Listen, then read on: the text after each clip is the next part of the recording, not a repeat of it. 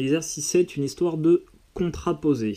Alors, là, on va attaquer une partie du chapitre, une partie logique, qui n'est pas simple du tout à comprendre, qui est même relativement compliquée à notre niveau, à nous, en quatrième. Donc, tu paniques pas, hein, s'il y a pas mal de choses que tu comprends pas. J'ai envie de dire, c'est pas si grave, hein, c'est même plutôt normal. Il y a des choses que tu comprendras avec le temps, quand tu referas des exercices de ce type-là. Voilà. C'est vraiment pas simple. J'ai fait le choix de mettre ces exercices. Alors, j'aurais pu faire le choix de vous envoyer directement les théorèmes qui suivent. Mais dans l'idée, j'essaye d'expliquer plus ou moins avec beaucoup de difficultés, parce que les mathématiques, c'est vraiment pas simple à comprendre et encore moins à expliquer. Mais en tout cas, je vous donne un moyen de comprendre ce qui se passe après. Voilà. C'est pas facile. Je dis pas que tu vas y arriver à 100% là pour le coup, parce qu'il faut pas mal de recul, hein, sur la logique. Voilà. Donc tu t'inquiètes pas trop, tu essaies de t'accrocher quand même. Voilà, tu paniques pas s'il y a 2-3 choses que tu comprends pas. Il y a des choses qui vont venir avec le temps, avec la maturité. Voilà. Allez, assez de blabla, on y va. Alors, d'abord, est-il vrai de dire si un nombre n est plus grand, strictement plus grand que 5, alors ce nombre n est strictement plus grand que 3. Est-ce que c'est vrai de dire ça? Si tu as un nombre qui est plus grand que 5, est-ce que forcément il est plus grand que 3? La réponse est oui, hein, qui peut le plus peut le moins. Hein, si tu prends n égale 6 par exemple, 6 c'est bien strictement plus grand que 5. Et 6, forcément si c'est plus grand que 5, ce sera aussi plus grand que 3. Et ça c'est vrai pour n'importe quel nombre n. Voilà, si tu as un nombre qui est plus grand que 5, tu es plus grand que 3. Donc là pour l'instant, pas trop de difficultés, c'est évident. Oui, qui peut le plus peut le moins. Alors, deuxièmement, quel est le contraire de n strictement supérieur à 3? Alors là, ça va peut-être se gâter, je ne sais pas. Le contraire de n, alors en mathématiques, le contraire d'une assertion, c'est tout le reste en fait. Voilà. Si tu n'es pas strictement plus grand que 3, qu'est-ce que tu peux être? Voilà la question qu'on se pose. Alors, quel est le contraire selon toi de n strictement supérieur à 3? Alors il y a une petite subtilité, hein. C'est pas n strictement inférieur à 3, il faut faire attention, mais c'est n inférieur ou égal à 3. Hein. Il faut prendre le cas où n est égal à 3 aussi. Parce que si n est égal à 3, t'es pas supérieur à 3 strictement. Donc tu vois, t'es pas dedans. Et on a dit le contraire de n strictement supérieur à 3, c'est tout le reste. Donc là, j'ai inclus tout le reste. Si n est un nombre qui est inférieur ou égal à 3, c'est le contraire de n, mon nombre est strictement supérieur à 3. Donc là, la petite subtilité, c'était de mettre le inférieur ou égal. Alors, j'espère que tu vas y faire attention, du coup, ici. Quel est le contraire de mon nombre est strictement plus grand que 5? Comme précédemment, ce sera mon nombre est inférieur ou égal à 5. Donc ici, nous aurons n inférieur ou égal à 5. Alors, quatrièmement, est-il vrai de dire si je n'ai pas n qui est strictement plus grand que 3, alors je n'ai pas n qui est strictement plus grand que 5. Ou reformulé autrement, tu vois, quand on dit je n'ai pas n strictement supérieur à 3, ça veut dire qu'on est dans le contraire de n strictement supérieur à 3. Donc si je le reformule autrement, je pourrais dire si n est inférieur ou égal à 3, alors le contraire, donc je n'ai pas n strictement supérieur à 5, ça veut dire que n est inférieur ou égal à 5. Voilà, là on vient de reformuler cette phrase. Et est-ce qu'il est vrai de dire que si un nombre est inférieur ou égal à 3, alors ce nombre-là est inférieur ou égal à 5? Eh bien oui, encore une fois, c'est vrai. Si tu as un nombre qui est inférieur ou égal à 3, tu peux essayer avec 0. 0 c'est inférieur ou égal à 3. Eh bien c'est aussi inférieur ou égal à 5. Et ça c'est vrai pour n'importe quel nombre qui est inférieur ou égal à 3. Donc ici, oui aussi. Voilà. Alors, bon, là les 4 premières questions, c'est pas que c'était très difficile à comprendre. Non, ce sera surtout la suite, et surtout, question que tu peux te poser, c'est mais pourquoi on fait ça? Quel est le rapport avec le cours? Bon, on va le voir. Alors, définition juste en dessous, définition de logique. Et là, on commence à rentrer dans le dur. Là. Si tu essayes de comprendre absolument la définition, ça risque d'être un peu difficile. Donc tu paniques pas encore une fois. Moi, je te le définis dans le cours pour te donner un moyen de comprendre plus tard. Parce qu'encore une fois, hein, là, tu vois, l'objectif en quatrième du théorème de Thalès, c'est pas de savoir le redémontrer, de comprendre d'où il sort et tout ce qu'il y a autour. Parce que c'est vraiment, je te le dis franchement, c'est vraiment très complexe. Hein. Théorème de Thalès, il y a beaucoup de choses autour, beaucoup de cas particuliers à prendre en compte, donc c'est vraiment pas simple, non. Nous, l'objectif en quatrième, c'est de savoir appliquer le théorème de Thalès comme on a fait précédemment. Tu vois, l'application, quand on cherchait une longueur dans un triangle, voilà. Donc tu vérifies que tu étais dans la configuration de Thalès, et une fois que tu l'avais vérifié, tu appliquais le théorème de Thalès pour trouver la longueur manquante. Voilà, ça c'est notre objectif principal en quatrième. Donc c'est pour ça que je te dis, tu paniques pas là, s'il y a une partie que tu n'arrives pas à comprendre, c'est pas grave, c'est pas l'objectif de la quatrième. Maintenant, je te mets quand même cette partie-là parce que je vais te donner un moyen de comprendre plus tard si tu es intéressé. Voilà tout. Alors, en logique, étant donné deux propositions, donc des propositions, ce sont des phrases, P et Q, l'implication, si j'ai non Q, alors déjà l'implication, hein, tu vois la fameuse flèche ici, je t'avais dit, hein, ça veut dire si tu as P, alors tu as Q. Voilà. Et donc ici, ce qu'on définit, c'est la contraposée de l'implication. Alors, si tu as cette assertion-là, là, P implique Q, eh bien la contraposée, ce qu'on appelle la contraposée hein, en logique, ce sera non Q, donc le contraire de Q, implique non P, c'est-à-dire le contraire de P. Donc là, je suis désolé encore une fois, parce que c'est très théorique, c'est très vague, tu vas peut-être pas tout suivre, mais encore une fois, écoute, tu verras bien, si je te le mets, c'est que ça a quand même du sens. Donc P implique Q, ça c'est une assertion, et la contraposée de cette implication, eh bien c'est non Q, le contraire de Q, implique non P, c'est-à-dire le contraire de P. Bon, voilà ce qu'on appelle la contraposée. Et enfin, une propriété, on a une équivalence, qu'on appelle une équivalence, entre une implication et sa contraposée. Voilà. Donc l'équivalence, j'ai dû te le dire, ici voilà. Ainsi, si n'importe laquelle des deux assertions est vraie, respectivement fausse, alors l'autre est aussi vraie, respectivement fausse. Allez, on va passer directement sur les exemples. Ok. Alors, soit l'implication suivante, si n est pair, donc ça c'est ma proposition P, alors n plus 1 est impair. Ça c'est ma proposition Q. Alors cette implication, elle est vraie. Si tu as un nombre n qui est pair, alors n plus 1, c'est-à-dire celui qui suit, il sera impair. Ça c'est vrai. La contraposée de cette implication, donc tu vois, je suis en train de reprendre ce modèle-là, hein, on avait dit P alors Q, et bien la contraposée de cette assertion, on va basculer dessus, on va prendre non Q, donc le contraire de ça. Si n plus 1 est impair, son contraire c'est si n plus 1 n'est pas impair, va impliquer non P, c'est-à-dire le contraire de ça. Le contraire de n est pair, c'est n n'est pas pair. Voilà. Donc la contraposée de cette assertion, on l'a ici, si n plus 1 n'est pas impair, alors n n'est pas pair. Bon. Et il se trouve que cette contraposée, elle est vraie aussi. Hein, on avait dit tout à l'heure qu'il y avait équivalence. En fait, si la première est vraie, la deuxième l'est forcément. Et respectivement, dans l'autre sens, si la première est fausse, alors la deuxième nécessairement sera fausse. Bon. Donc là, on avait le cas de deux assertions, donc une implication et la contraposée, qui sont toutes les deux vraies.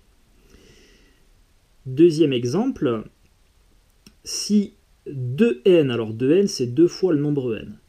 Si 2n est pair, alors n est pair. Donc ça, c'est une implication qui est fausse. Pourquoi est-ce qu'elle est fausse? Eh bien, je te l'ai mis ici, pour n égale 1. Si tu prends n qui est égal à 1, on va avoir 2 fois 1, ça fait 2, et ça, ce sera bien pair. Sauf que n qui vaut 1, lui, il est impair. Tu vois, j'avais bien 2n, c'était pair. 2 fois 1, c'est bien pair. Par contre, 1, c'est pas pair. Donc tu vois, mon implication ici, elle est fausse. Elle n'est pas vraie de façon générale. Et la contraposée de cette implication-là, donc je vais prendre le contraire de n est pair. Alors j'ai écrit si n n'est pas pair. Tu aurais aussi pu écrire si n est impair, puisque le contraire de pair, c'est impair. Bon. Donc le contraire de q, si n n'est pas pair, alors le contraire de p, de n, n'est pas pair. Eh bien, cette implication, elle est fausse aussi. Voilà. Ok, donc en pratique, pour démontrer qu'une implication est vraie, il est parfois plus facile de passer par la contraposée. Hein. On peut se poser la question, mais attends, pourquoi on s'embête à savoir, pourquoi on s'embête à prendre la contraposée? On peut directement regarder si l'implication elle est vraie ou fausse. On n'a pas besoin de passer par la contraposée. Bah si. Dans certains cas, tu vois, ce sera plus facile de passer par la contraposée, de vérifier que la contraposée est vraie, pour se convaincre que l'implication de départ elle est vraie. Et c'est le cas, tu vois, pour ça. Si tu veux démontrer que l'implication suivante, si n carré est pair, alors n est pair, eh bien ce sera plus facile de prendre la contraposée et de vérifier que la contraposée est vraie. Autrement dit, si n n'est pas pair, ça veut dire impair, alors n carré sera pas pair, c'est-à-dire impair. Bon. Donc ça, tu peux essayer. Hein. Voilà, j'ai fait la démonstration juste en dessous. Bon.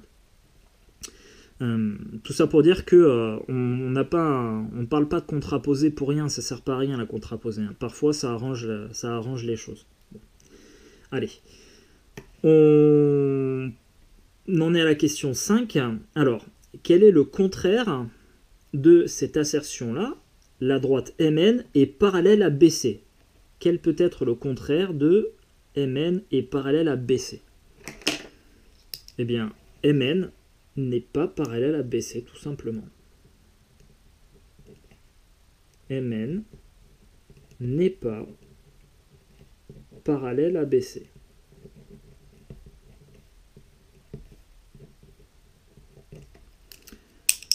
Ensuite, là, on va encore rentrer dans le dur. Quel est le contraire de tout ça? AM sur AB égale AN sur AC égale MN sur BC. Donc ça, c'est la fameuse égalité de Thalès. Quel est le contraire de j'ai l'égalité entre les trois morceaux? Alors, en réfléchissant un peu, on pourrait se dire, eh bien, les trois quotients, les trois rapports sont différents. Autrement dit, je pourrais écrire AM sur AB différent de AN sur AC, différent de MN sur BC. Eh bien ça, c'est pas vrai. Tiens, je vais te l'écrire ici. Hein. Donc on imagine le contraire. Hein. On aurait pu écrire AM sur AB, différent de AN sur AC, différent de MN sur BC. Bon, eh bien c'est faux. Le contraire de cette égalité des trois rapports, ce n'est pas ça. La différence là des trois rapports, les trois rapports ne sont pas égaux, non, c'est pas vrai. Parce que moi, je t'explique pourquoi. Hein. Le contraire de l'égalité des trois rapports, c'est tout le reste. Donc si tu arrives à trouver trois rapports qui ne sont pas tous égaux, bah, ça veut dire que tu es inclus dans le contraire de tout ça. Et moi je te dis, le contraire de tout ça, c'est pas uniquement ça, c'est pas juste ça. Parce que je peux trouver trois rapports qui ne seront pas tous différents, mais qui ne seront pas tous égaux non plus. Si je prends par exemple un demi, va être différent de 3 quarts, et 3 quarts va être égal à 6 huitièmes. Tu vois, ici, là, mes trois rapports, ils ne sont pas tous différents, donc je ne suis pas dedans, et ils ne sont pas non plus tous égaux. Donc tu vois, j'ai bien le contraire donc, de l'égalité des trois rapports, ce n'est pas les trois rapports sont différents, non. C'est ça plus ces cas-là. Autrement dit, le contraire de les trois rapports sont égaux, c'est deux des trois rapports ne sont pas égaux. En fait, c'est au moins deux des trois rapports ne sont pas égaux, ou dit autrement, bah, les trois rapports ne sont pas tous égaux. Ouais, là en plus On fait un peu de français en même temps. Je sais que c'est pas évident, encore une fois. Bon, c'est comme ça, hein, les mathématiques, c'est pas toujours simple. Et là, pour le coup, ça ne l'est pas. Donc, les trois rapports sont égaux. Le contraire, c'est les trois rapports ne sont pas tous égaux. Ou dit autrement, au moins 2 des 3 rapports ne sont pas égaux. Tiens, je vais l'écrire en rouge du coup. Donc, au moins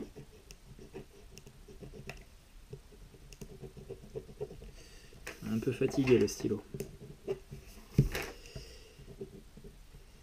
Au moins 2 des 3 rapports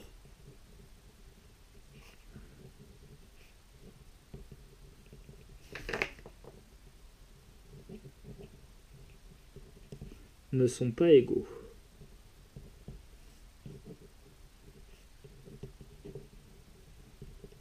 Voilà. Et du coup, en question 7, on nous demande d'en déduire la contraposée de si Mn est parallèle à BC, alors on a AM sur AB qui est égal à AN sur AC qui est égal à Mn sur BC. Et ça, c'est le théorème de Thalès qu'on a vu précédemment. Enfin, en tout cas, une fois qu'on a vérifié que M était sur AB et N était sur AC. Donc, quelle est la contraposée de ça? Alors, hop, contraposée, je reprends ici ma définition. On a dit, quand on a une implication, donc c'est le cas ici, on a P qui implique Q. Eh bien, la contraposée, ce sera le contraire de Q implique le contraire de P. Alors, on va écrire si on va prendre le contraire de Q, qu'on a écrit ici, si au moins 2 des 3 rapports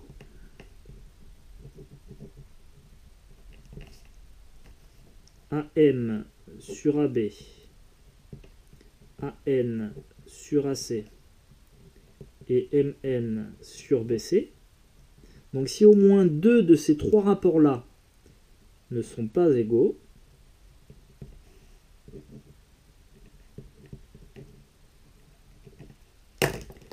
alors on a le contraire de P. Et le contraire de Mn est parallèle à BC, c'est Mn n'est pas parallèle à BC. Alors, Mn n'est pas parallèle à BC.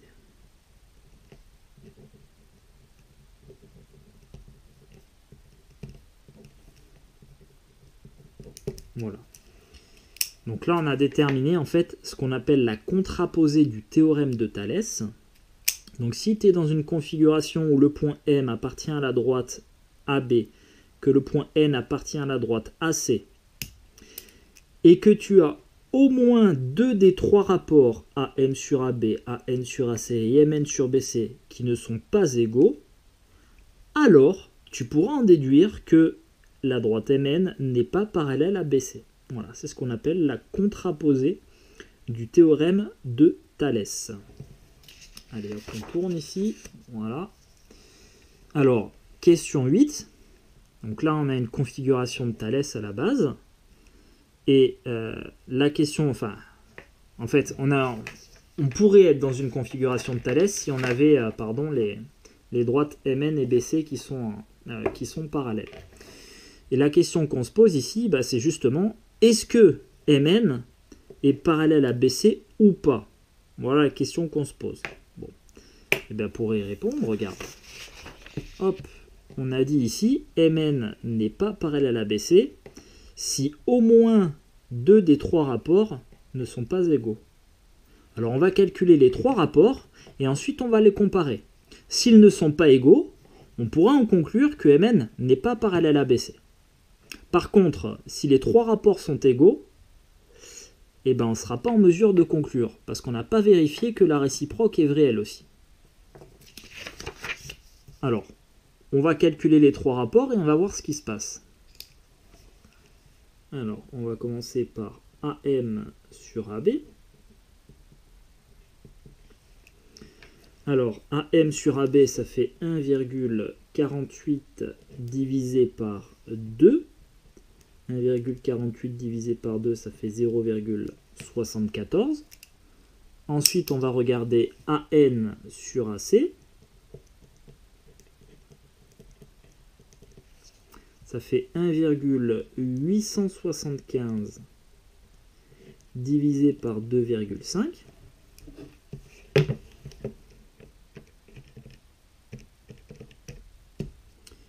Et ça fait 0,75, 3 quarts. Eh bien, tu vois, c'est même pas la peine que je calcule le troisième rapport, Mn sur Bc, puisque là, je viens déjà de trouver deux rapports qui ne sont pas égaux. Hop. Donc, on a AM sur AB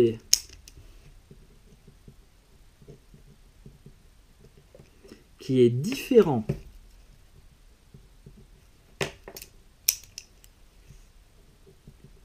de AN sur AC.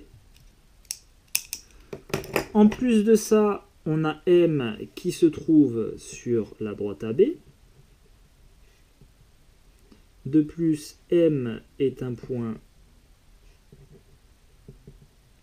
de la droite AB. Et N est un point de la droite AC.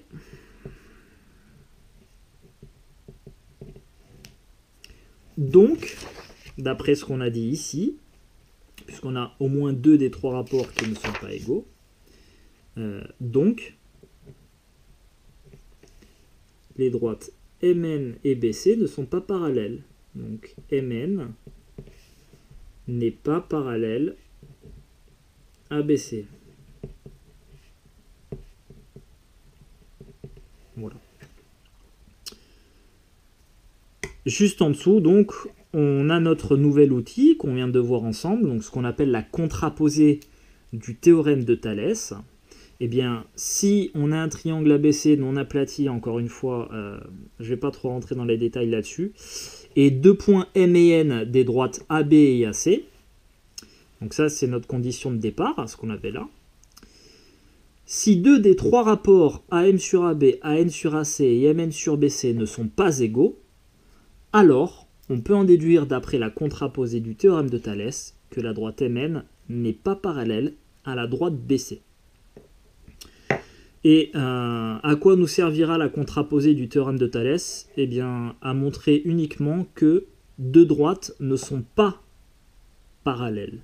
Je te rappelle que pour l'instant, on n'a pas vérifié, on n'a pas regardé la réciproque. Si jamais tu as tes trois rapports qui sont égaux, pour l'instant, à ce stade, on n'est pas en mesure de dire que alors les droites seront parallèles. On verra un peu plus tard.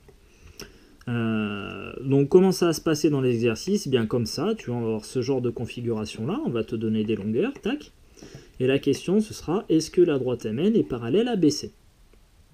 Tu vas calculer tes trois rapports, à moins que les deux premiers ne soient pas égaux, et là encore c'est le cas, tu vois, je fais AM sur AB 0,77, AN sur AC 0,78, les deux premiers ne sont pas égaux, ça me suffit à dire que les droites MN et BC ne sont pas parallèles. Donc les deux rapports ici sont différents. 2 plus M est un point de AB et N est un point de AC. Donc par contraposée du théorème de Thalès, MN n'est pas parallèle à BC. Voilà le genre de rédaction qu'il faudra avoir encore. Et ça encore, tu vois, ça va devenir automatique assez vite en fait, à force de faire les exercices, de l'appliquer plein de fois. Voilà. Et encore une fois, tu as les fiches d'entraînement pour ça. Alors, attention, une chose à noter. Il est possible que les deux premiers rapports soient égaux, sans pour autant que MN soit parallèle à BC. Et en fait, je te l'ai fait ici, là, voilà, je t'ai fait un dessin. Dans cette configuration-là, tu vois, on a M qui est un point de la droite AB, on a N qui est un point de la droite AC. En plus de ça, on a les rapports AM 4 sur AB 5, qui va être égal à AN 4 sur AC 4 plus 1, 5. Donc on a bien l'égalité des deux premiers rapports. Pourtant, il est évident sur le dessin que MN n'est pas parallèle à BC. Eh bien parce que le troisième rapport Mn divisé par Bc, ce ne sera pas égal aux deux premiers. Voilà. Donc c'est pas parce que les deux premiers sont égaux que tu t'arrêtes. Non, il faut que tu ailles un peu plus loin, il faut que tu vérifies que le troisième n'est pas différent des deux autres. Voilà. Par contre, ce que je précise ici, c'est que quand tu es dans cette situation-là, tu n'as pas besoin de la contraposée du théorème de Thalès pour te rendre compte que Mn n'est pas parallèle à BC. Voilà.